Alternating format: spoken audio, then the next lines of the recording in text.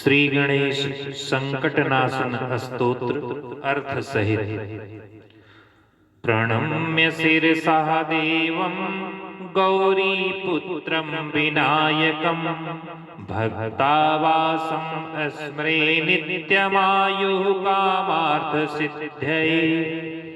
प्रथमं वक्रतुण्डं च एकदन्तं द्वितीयकं तृतीयं कृष्णपिङ्गाक्षं गजवक्त्रं चतुर्थकं लंबोदरं पंचम च खष्टं विकटमेव च।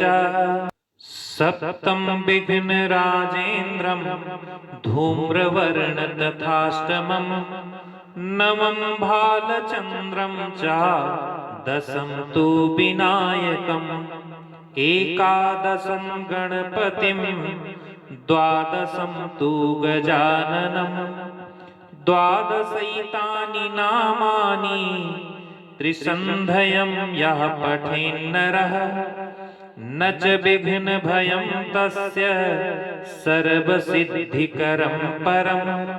विद्यार्थी लभते विद्यां धनार्थी लभते धनं पुत्रार्थी लभते पुत्रान् मोक्षार्थी लभते गतिम्।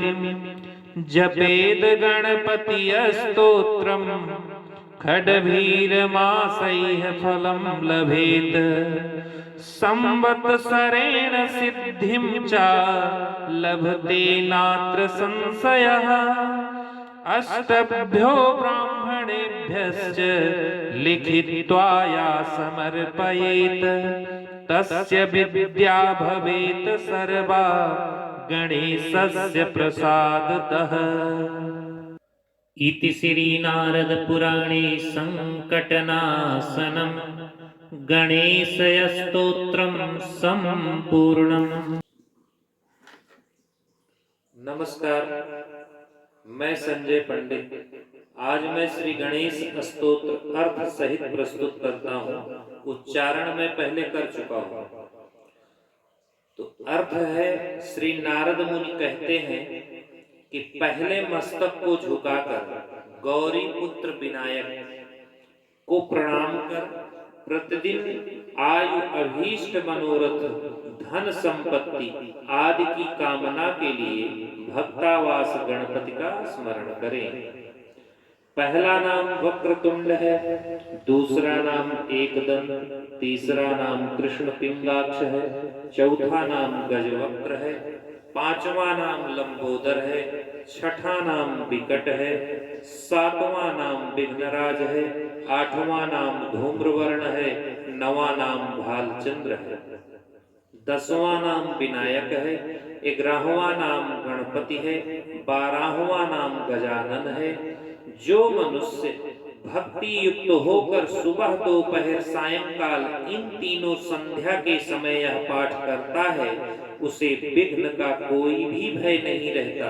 यह नाम स्मरण उसके लिए सभी सिद्धियां देने वाला उत्तम स्तोत्र है।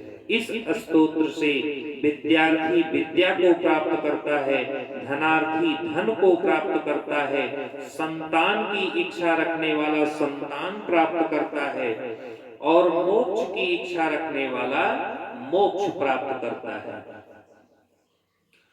गणपति के संकटनाशन स्तोत्र का सदा पाठ करें। जो मनुष्य इस पाठ को 6 महीने लगातार जपता है उसे 6 महीने में अभीष्ट फल प्राप्त होता है। जो मनुष्य 1 वर्ष तक इस स्तोत्र का पाठ करता है तो उसे सभी सिद्धियां प्राप्त हो जाती हैं, इसमें कोई संशय नहीं है।